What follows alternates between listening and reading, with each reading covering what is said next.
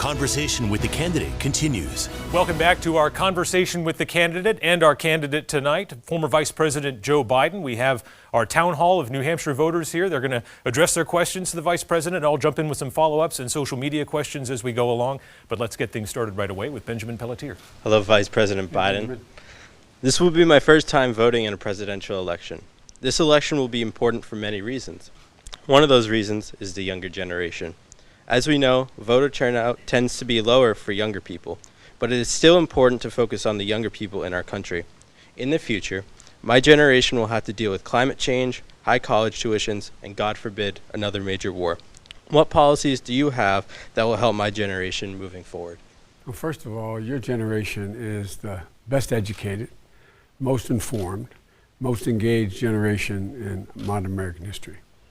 When I was your age, I was just a few years away from running for the United States Senate. And we were in the middle of a war. We were in the middle of a crisis relative to the civil rights movement. And we were fighting like the devil to see if we could get something moving on cleaning up the environment and the women's movement. And so every generation is dealt a different hand. And the one you're dealt with is the opportunity to how do we change the circumstance to the trajectory of the nation, which moves us in a direction now that says that we basically lost our moral bearings. We have a president, in my humble opinion, who has appealed to the most negative aspects of American culture, of human nature. We've been through this before. We've been there before when that has occurred. He's appealed to white supremacists when, for example, when those folks came out of the woods in Charlotte carrying torches and their veins contorted, their faces contorted, and chanting anti-Semitic bile. And a young woman was killed who was opposing the hate, and he was asked to comment, and he said, there are very fine people on both sides. So your generation can own all this. You can change it. If your generation votes in the same percentage the rest of the country votes on, and based on breakout in age, I think you'll increase by the number of votes, almost 5.2 million additional votes. We lost the last election by basically 74,000 votes in 3 different states. So you can own it.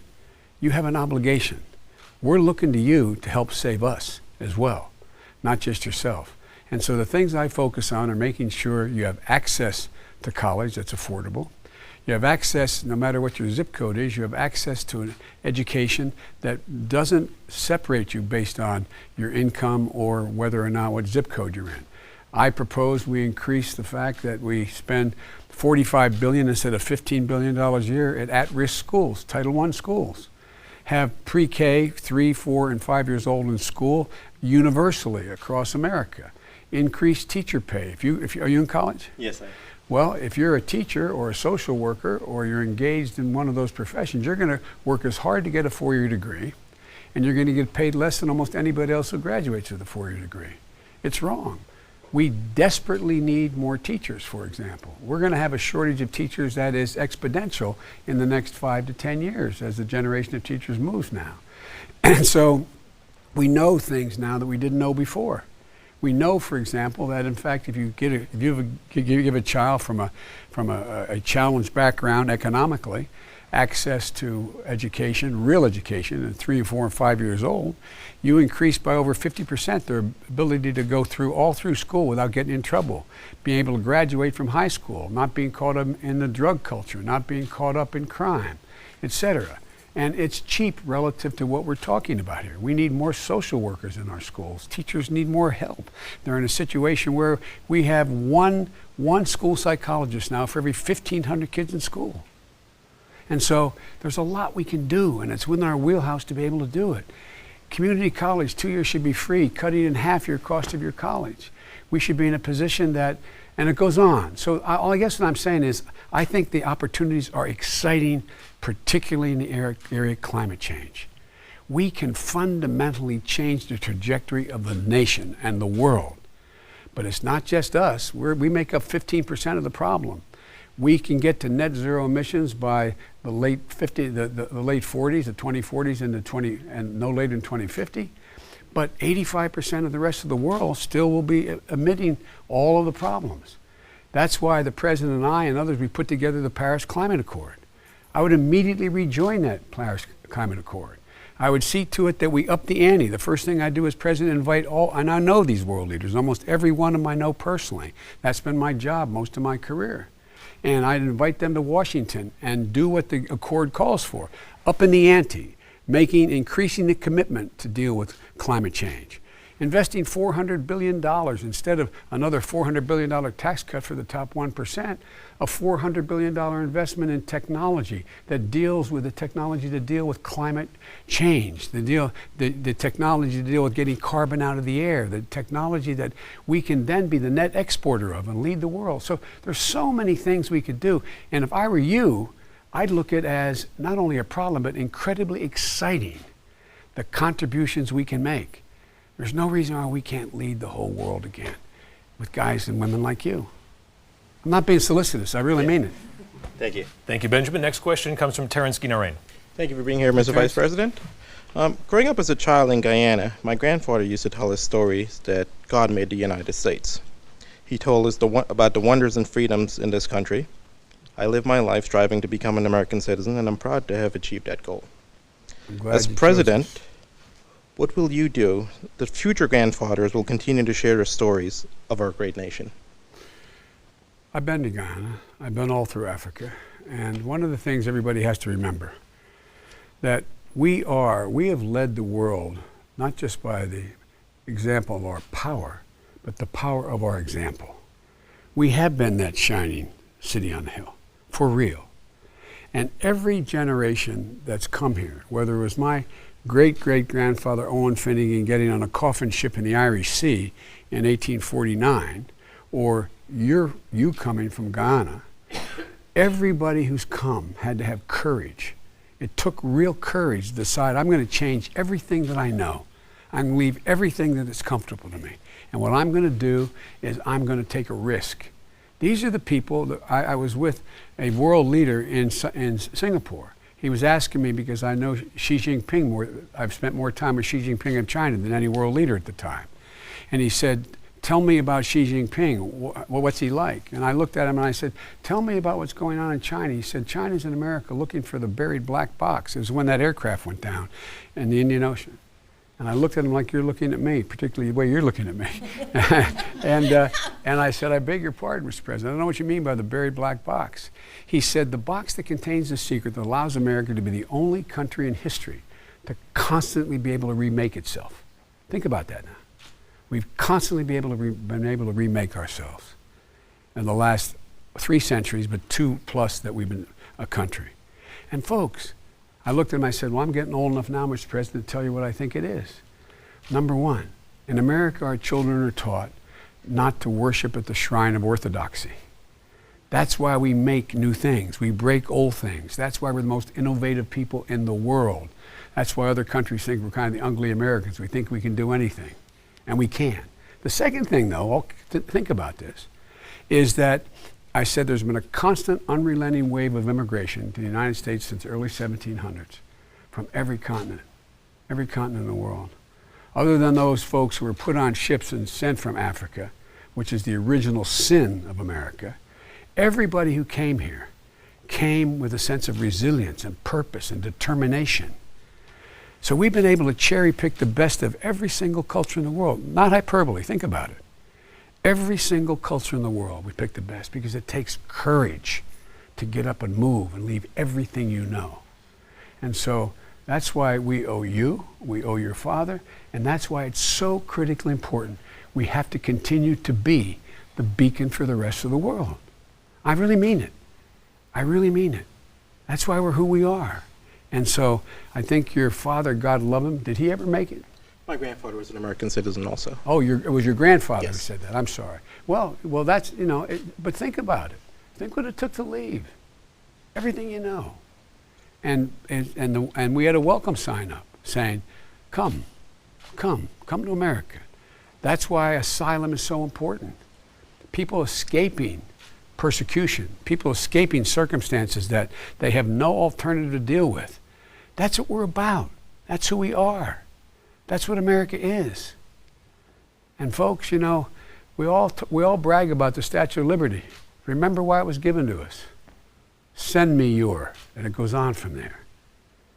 We're the most unique nation in the history of the world. That's what's made us who we are. Thank you. And thank you for the question. All right, next question from I'm Joan sorry. Wentworth. Good evening, Mr. Vice Good evening. President. As a senator in 1994, you helped write the crime bill that created harsher federal sentences and rewarded states that toughened their sentencing laws and instituted mandatory minimums. Your recently released criminal justice reform plan points in the opposite direction and includes a $20 billion grant program aimed at reducing incarceration. Could you explain how or why you came to have such a change in your approach to criminal justice? The world changed. Number one, let's get something straight. The crime bill did not increase minimum mandatory sentences. The crime bill did not. The Biden, so-called Biden became the Clinton crime bill. And what it did was, there were two pieces in it that I didn't like at all, and I argued strongly against them. One was the 3 strikes and you're out, which very few people were convicted on, but nonetheless it's a bad policy. And number 2, the idea that carjacking would automatically be a mandatory minimum sentence. What it also had in it, though, and it did have the provision to build more state prisons.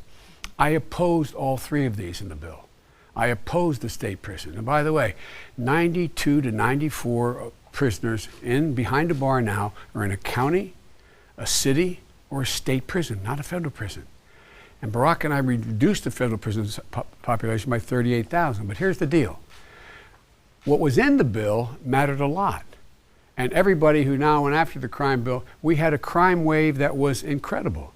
Everybody voted for it. The Black Caucus voted for it. Teddy Kennedy was one of the chief co-sponsors. I don't know him as a hang 'em high guy, you know?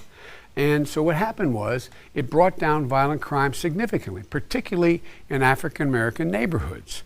That's where the call was coming from mostly. I come from a state, unlike yours, that has it's the 8th largest black population in America.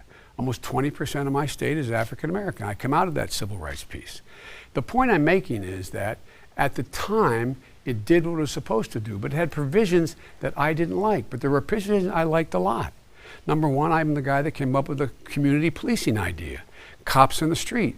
Crime went down, and it went down, and also fewer people went to jail in black communities. Because guess what? The cop had to get out of his car and know the people on the street. No, not a joke.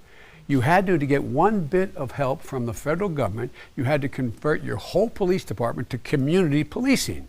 Not just riding through the neighborhood, not jump squads. You had to get out. You had to know the local liquor store owner, the local grocery store owner. You had to give people your name and say, if there's a problem, call me. This is my cell phone. You got to know the community. There's that famous expression used by a former commissioner in California and then later in New York, where he said there's a greeting in Africa, one of the African tribes, and it starts off and says, I see you. I see you. Meaning, I understand, I know who you are, I see you. And these police officers were getting out of their vehicles, men and women, and saying, I see you, basically. So they know the difference between the young man in the corner who had a hoodie on, whether he was the next poet laureate or he was somebody belonged to a gang. He'd see them.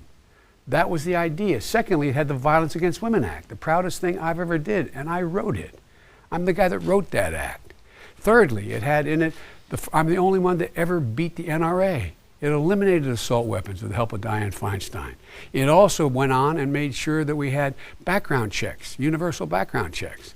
It also said you could not have in a clip in a weapon more than 10 rounds. And I got the living devil kicked out of me in my state because it's a big gun owning state, but it was the right thing to do. So there were a lot of really good things in it. And there was almost $9 billion for prevention. It set up drug courts. It said you weren't supposed to send them to jail, you were supposed to send them to drug court. But so all those things everybody forgets. And then what happened was we lost an election. And guess what? They didn't fund the drug courts. And then they dropped the assault weapons ban, etc. And by the way, unless you guys start to speak up, we're going to lose the Violence Against Women Act. It has to be reauthorized by Friday. And have you heard anybody talking about it but me? Ladies and gentlemen, this has been a phenomenal, considerable impact on people. And it's going to lose because the Republicans and this president will not reauthorize the Violence Against Women Act. So there were mistakes in the bill, and I acknowledge it. But I had a choice. Do I let the whole thing go down that took me years to get done, or do I, in fact, let it go forward because the good far outweighed the bad? The reason, anyway, so there's much more to say. I'm already saying too much about it, but this is something that if you notice, the people who are criticizing me now in my own party about this are also saying, I support community policing. I'm really for the Violence Against Women Act. I really want to make sure we can take on the NRA and beat them. I really think it's important that we have drug courts. I'm the guy that did that. Thank you for the question, Joe. We want to get one more in. About Sure. 2.5 minutes left here, Mr. Vice President. Yes Let's go to or no, Mr. if it's an easy Burklemack. one. Not I'll an try to keep it easy. Welcome to New Hampshire, Mr. Vice Good to President. be back. A beautiful state. Thank you. How will you restore civility in both the executive and legislative branches of our government? Simple. Folks, look, you know, when Barack and I, when the president, I say Barack to distinguish him from the president, okay? But when President Obama and I took office, the thing that I'm proudest of, and he is too, is we went through an entire 8 years without one hint of scandal, not one breath of scandal, and treating people with decency. I learned a lesson a long time ago, most important lesson I learned in public life, that it's always appropriate to question another man or woman's judgment, never their motive. Once you say the reason why you disagree with me is you're in the pocket of boom, we can never get to go. We can never get to an agreement. And so it starts off by treating other people with decency, not attacking motive, saying, I think you're dead wrong about your position, Senator so-and-so, on not reauthorizing the Violence Against Women. I don't say you're against this because you beat your wife. I'm being a bit facetious, but you understand what I'm saying. It requires civility. And one of the things, by the way, we all have to do, think about it. When's the last time there was a serious storm and your sewer got backed up and you want to thank the guy who kept the sewer from flooding into your... I'm not joking, I'm being deadly earnest. And thank you for the job they've done. Or you got a storm and the person's climbing up in the middle of the storm hooking up that generator. When's the last time you went out and said, thank you, thank you? It's about being civil. It's like those commercials, you know, opening the door. A combination of a whole lot of things has put us to the position where we're not acting like who we are as a people. There's an American creed. It's about decency, honor, respect, leaving no one behind. I really mean it. Think about it. Think about it. We haven't always lived up to it, but it's been the essence of who we are. You need help? I'm here to help.